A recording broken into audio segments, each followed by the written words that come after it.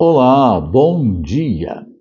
Dia 4 de março de 2026, uma quarta-feira.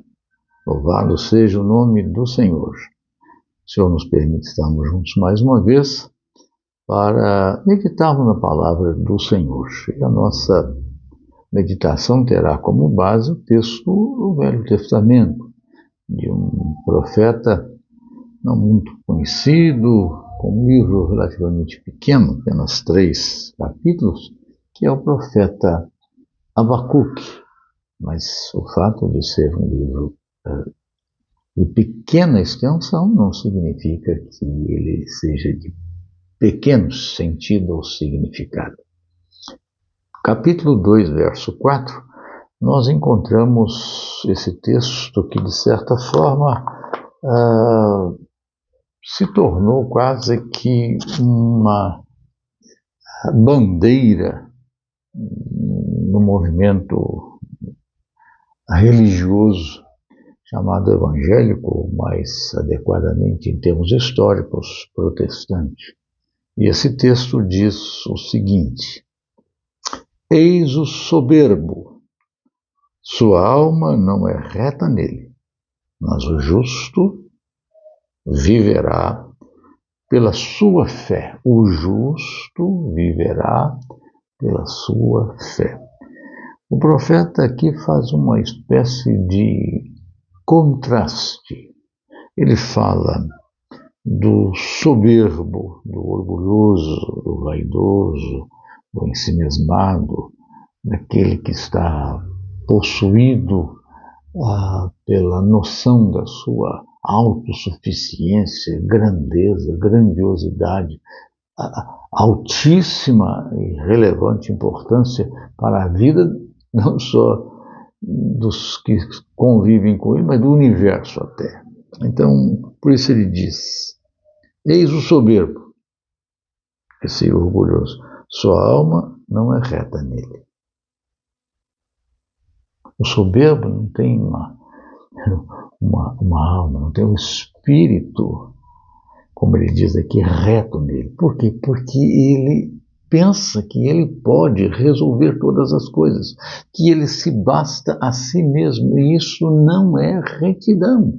Isto é uma quase abominação, se não uma abominação de fato.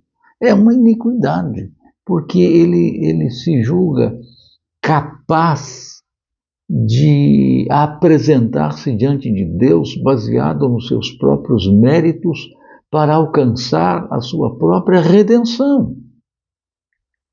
Ele é soberbo, e o soberbo não tem como diz a palavra, uma alma que lhe seja reta, porque isso é tortuoso, isso é de fato desvio daquilo que é projeto de Deus, porque nós, seres humanos, por mais que nos esforcemos, somos incapazes de atingir o mínimo do padrão de Deus exigido. Jamais podemos ou poderemos, qualquer de nós, alcançar aquilo que Deus tem determinado para nós em termos de redenção, porque se nós pudéssemos prover a nossa redenção, a nossa salvação por nós mesmos, a morte de Jesus teria sido um absurdo. Se pensarmos na ação do Pai, um filicídio. O sacrifício de Jesus seria inútil, vão, absolutamente desnecessário e sem sentido. Mas ele diz: se o soberbo é esse indivíduo que não tem a alma reta, entanto o justo viverá pela fé.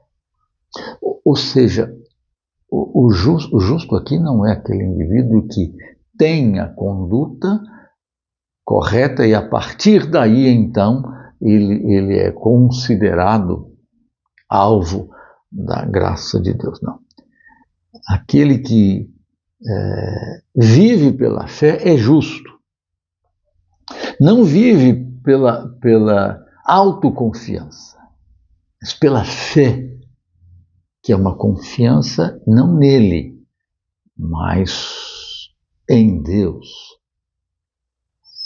Ela não é voltada para si mesmo, ela é voltada para a alteridade, e esse alter é o próprio Deus. Então, o justo vive pela fé, e ele só é justo porque vive pela fé. Então, ele não é justo em si mesmo por sua própria ação. Mas se ele crê, por isso ele é justo. Então, este é um mérito dele. Só que a Escritura não diz isso. A Escritura diz que a fé que o justo exerce, ela é motivada, originada, produzida e concedida a ele pelo próprio Deus. Se cremos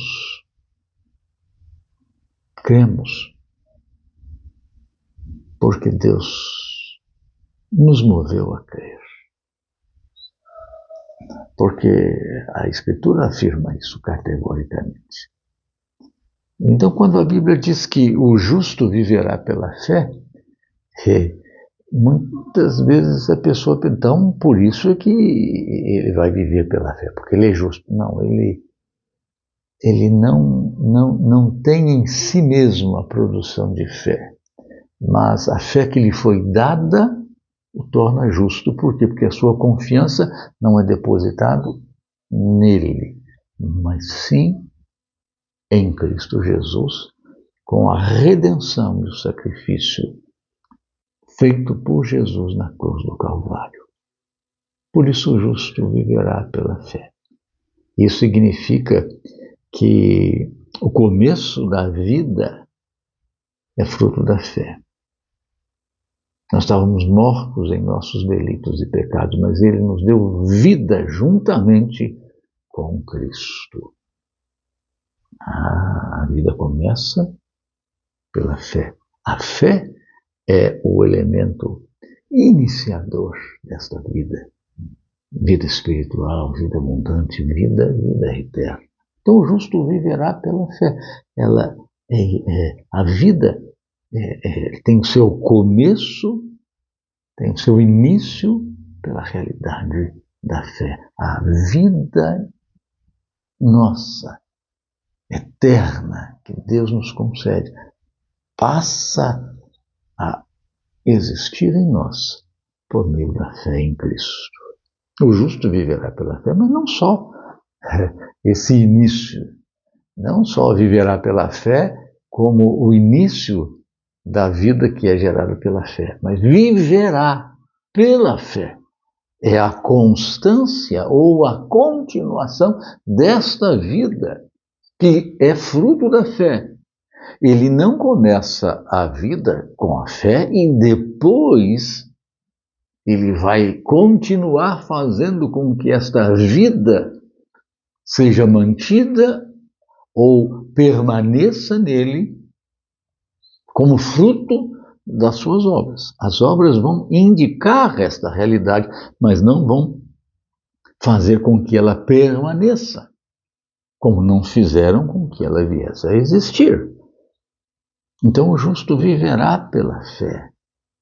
O começo da vida é pela fé e a continuidade desta vida também é pela fé, que é o fato de Deus comunicar a nós a sua santidade, produzindo em nós esta realidade de sermos aperfeiçoados dia a dia. Como diz a Escritura, numa linguagem lírica, poética, a vereda do justo é como a luz da aurora, que vai brilhando pouco a pouco, dia a dia, até ser dia pleno.